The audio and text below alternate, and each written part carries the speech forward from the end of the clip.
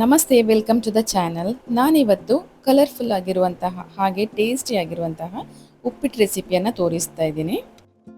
ಬನ್ನಿ ಇದನ್ನು ಹೇಗೆ ಮಾಡೋದು ಅಂತ ನೋಡೋಣ. ಆದರೆ ಅದಕ್ಕಿಂತ ಮುಂಚೆ ನೀವಿನ್ನು ನನ್ನ ಚಾನಲ್ಗೆ ಸಬ್ಸ್ಕ್ರೈಬ್ ಆಗಿಲ್ಲ ಅಂದರೆ ಇವಾಗಲೇ ಆಗಿ.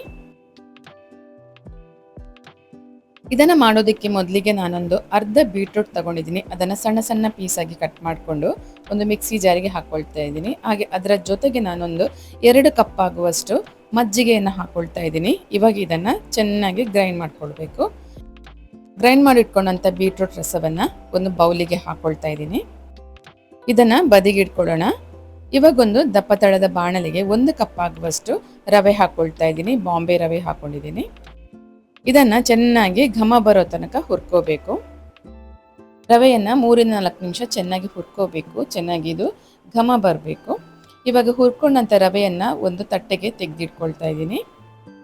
ಇವಾಗ ಅದೇ ಬಾಣಲೆಗೆ 2-3 ಚಮಚ ಆಗುವಷ್ಟು ತುಪ್ಪ ಹಾಕ್ಕೊಳ್ತಾ ಇದ್ದೀನಿ. ತುಪ್ಪ ಬೇಡ ಅಂದರೆ ಎಣ್ಣೆ ಕೂಡ ಹಾಕೋಬೋದು. ಇವಾಗ ತುಪ್ಪ ಕರಗಿದ ನಂತರ ಬಿಸಿ ಆದಮೇಲೆ ನಾನಿಲ್ಲಿ ಅರ್ಧ ಚಮಚದಷ್ಟು ಸಾಸಿವೆ ಹಾಕ್ಕೊಳ್ತಾ ಇದ್ದೀನಿ. ಹಾಗೆ 1 ಚಮಚದಷ್ಟು ಉದ್ದಿನಬೇಳೆ ಹಾಕ್ಕೊಳ್ತಾ ಇದ್ದೀನಿ. ಹಾಗೆ ಒಂದು 10-12 ಗೋಡಂಬಿ ಚೂರ ಹಾಕ್ಕೊಳ್ತಾ ಇದ್ದೀನಿ. ಇವಾಗ 2 ಹಸಿಮೆಣಸನ್ನು ಕಟ್ ಮಾಡಿ ಹಾಕ್ಕೊಂಡಿದ್ದೀನಿ. ಖಾರಕ್ಕೆ ಎಷ್ಟು ಬೇಕೋ ಅಷ್ಟು ನೋಡ್ಕೊಂಡು ಹಾಕೋಬೋದು. ಇವಾಗ 1 ಇಂಚಷ್ಟು ಶುಂಠಿಯನ್ನು ಕಟ್ ಮಾಡಿ ಹಾಕಿದ್ದೀನಿ. ಇದೆಲ್ಲವನ್ನು ಚೆನ್ನಾಗಿ ಫ್ರೈ ಮಾಡ್ಕೋಬೇಕು. ಸ್ವಲ್ಪ ಇದೆಲ್ಲ ಚೆನ್ನಾಗಿ ಫ್ರೈ ಆದ ನಂತರ ನಾನಿಲ್ಲಿ ಒಂದು ಅರ್ಧ ಈರುಳ್ಳಿಯನ್ನು ಕಟ್ ಮಾಡಿ ಹಾಕ್ಕೊಳ್ತಾ ಇದ್ದೀನಿ. ಈರುಳ್ಳಿ ಜೊತೆಗೆ ಕರಿಬೇವಿನ ಸೊಪ್ಪು ಹಾಕ್ಕೊಂಡಿದ್ದೀನಿ. ಇದನ್ನೊಂದು 2-3 ನಿಮಿಷ ಚೆನ್ನಾಗಿ ಫ್ರೈ ಮಾಡ್ಕೋಬೇಕು. ಈರುಳ್ಳಿ ಸ್ವಲ್ಪ ಕಲರ್ ಚೇಂಜ್ ಆಗಬೇಕು. ಇವಾಗ ಇದಕ್ಕೆ ರುಬ್ಬಿಟ್ಟಂತಹ ಬೀಟ್ರೂಟ್ ರಸವನ್ನು ಸೇರಿಸ್ಕೊಳ್ಬೇಕು. ಇವಾಗ ಇದಕ್ಕೆ ನಾವು ರುಚಿಗೆ ತಕ್ಕಷ್ಟು ಉಪ್ಪು ಹಾಕೋಬೇಕು. ಹಾಗೆ ಟೇಸ್ಟಿಗೆ ಅನುಸಾರ ಸ್ವಲ್ಪ ಸಕ್ಕರೆ ಹಾಕ್ಕೊಳ್ತಾ ಇದ್ದೀನಿ. ಸಕ್ಕರೆ ಬದಲಿಗೆ ಬೆಲ್ಲ ಕೂಡ ಹಾಕ್ಕೊಳ್ಬೋದು. ಇದು ಚೆನ್ನಾಗಿ ಕುದಿಬೇಕು ರಸ. ಇವಾಗ ಇದಕ್ಕೆ ನಾನು 1 ಸ್ಪೂನ್ ಆಗುವಷ್ಟು ಫ್ರೆಶ್ ಆಗಿ ತುರಿದಂಥ ತೆಂಗಿನಕಾಯಿ ತುರಿ ಹಾಕ್ಕೊಳ್ತಾ ಇದ್ದೀನಿ. ಹಾಗೆ ಸ್ವಲ್ಪ ಕೊತ್ತಂಬರಿ ಸೊಪ್ಪು ಹಾಕ್ಕೊಳ್ತಾ ಇದ್ದೀನಿ. ಇವಾಗ ಕೊನೆಗೆ ಇದಕ್ಕೆ ನಾವು ಹುರಿದಂತಹ ರವೆಯನ್ನು ಸೇರಿಸ್ಕೊಳ್ಬೇಕು. ಇದನ್ನು ಇವಾಗ ಮುಚ್ಚಳ ಮುಚ್ಚಿ ಒಂದು 2-3 ನಿಮಿಷ ಸ್ಲೋ ಉರಿಯಲ್ಲೇ ಬೇಯಿಸ್ಕೊಳ್ಬೇಕು. ರವೆ ಚೆನ್ನಾಗಿ ಬೇಯಬೇಕು.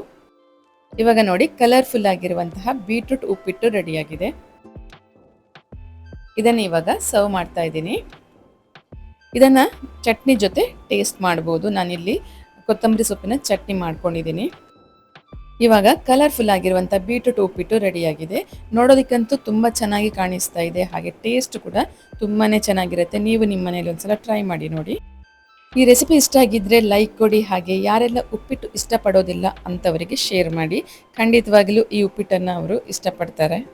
ಹಾಗೆ ಯಾರೆಲ್ಲ ನನ್ನ ಚಾನಲ್ಗೆ ಇನ್ನೂ ಸಬ್ಸ್ಕ್ರೈಬ್ ಮಾಡೋದನ್ನು ನೋಡ್ತಾ ಇದ್ದೀರಾ ಅವರು ಇವಾಗಲೇ ಸಬ್ಸ್ಕ್ರೈಬ್ ಆಗಿ. ಹಾಗೆ ಪಕ್ಕದಲ್ಲಿ ಬರುವಂಥ ಬೆಲ್ ಐಕನ್ನ ಕೂಡ ಕ್ಲಿಕ್ ಮಾಡಿ. ಮತ್ತೊಂದು ಹೊಸ ರೆಸಿಪಿಯೊಂದಿಗೆ ಮತ್ತೆ ಬರ್ತೀನಿ. Thank you for watching.